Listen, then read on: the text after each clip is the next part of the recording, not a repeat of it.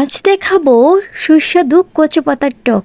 আমি কাকলি রেস্টুরেন্ট কুকে আপনাকে স্বাগতম। প্রথমেই ফ্রাই প্যানে চুলায় বসিয়ে এতে পরিমাণ মতো রান্নার তেল দিয়ে দিলাম। এখানে 3 টুকরো তেজপাতা, তারপর কিছু শুকনো লঙ্কা মাছ থেকে ছেড়ে দিয়ে দিলাম। তো এগুলোকে একটু ভালো করে ভেজে নিতে হবে। ভাজা হয়ে গেলে এখানে দিয়ে দিচ্ছি 1 চামচ পরিমাণ গোটা সর্ষে ফোড়ন। তো এটাকে নেড়েচেড়ে একটু ভালো করে ভেজে নেব, তাহলে স্মেলটা পারফেক্টলি আসবে। তারপর দিয়েছি 1/2 চামচ পরিমাণ রাঁধুনি, কেউ এটাকে জয়ত্রীও বলে। আগে থেকে সেদ্ধ করে বেটে রাখা কচু পাতাটা দিয়ে দিচ্ছি, যেহেতু আমরা কচু পাতার টক করব। তো নেড়েচেড়ে খুব ভালো করে একটু মিশিয়ে নিচ্ছি। আর চুলার আঁচটা মিডিয়াম টু লো আঁচে রাখতে হবে, তা নাহলে কিন্তু নিচ থেকে লেগে যেতে পারে। ভালো করে মিশিয়ে নিচ্ছি। তারপর এখানে দিচ্ছি পরিমাণ মতো লবণ। লবণটা অবশ্যই পারফেক্টলি হতে হবে। সামান্য একটু মরিচের গুঁড়া আর সামান্য একটু হলুদের গুঁড়া দিয়ে দিচ্ছি।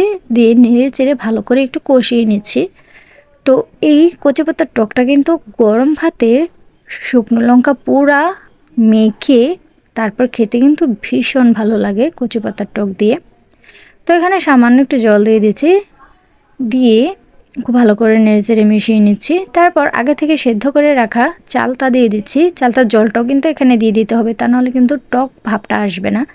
তো আমি এখানে চালটা দিয়েছি, আপনারা চাইলে যে কোনো টক ফল দিতে পারেন, যেমন জলপাই। তো আমি একটু ঢেকে দিয়েছি, কিছুক্ষণ পর একটু নেড়েচেড়ে দিচ্ছি। দেখুন খুব ভালোভাবে কিন্তু বলক চলে এসেছে। তো একটু নেড়েচেড়ে দিচ্ছি যেন নিচ থেকে লেগে না যায়। তারপর আমি এখানে দিয়েছি কিছু কাঁচা লঙ্কা চেরা, দিলে স্মেলটা ভালো আসবে। দিয়ে আমি আবারও ঢেকে দিচ্ছি কিছুক্ষণের জন্য। তারপর আবারও ঢাকনাটা সরিয়ে আবার একটু নেড়েচেড়ে দিচ্ছি। আর এই টকটা কিন্তু একদম গাঢ় গাঢ় খেতে ভালো লাগে। আমার কিন্তু বেশ পছন্দের এই কচু পাতার টক। আপনাদের কতটা পছন্দের সেটা অবশ্যই কমেন্ট করে জানাবেন। তো নেড়েচেড়ে নিয়েছি, তারপর আবারও ঢেকে দিচ্ছি। আবারও কিছুক্ষণ পর দেখুন টকটা কিন্তু একদম গাঢ় হয়ে গেছে, দেখিয়ে বোঝা যাচ্ছে।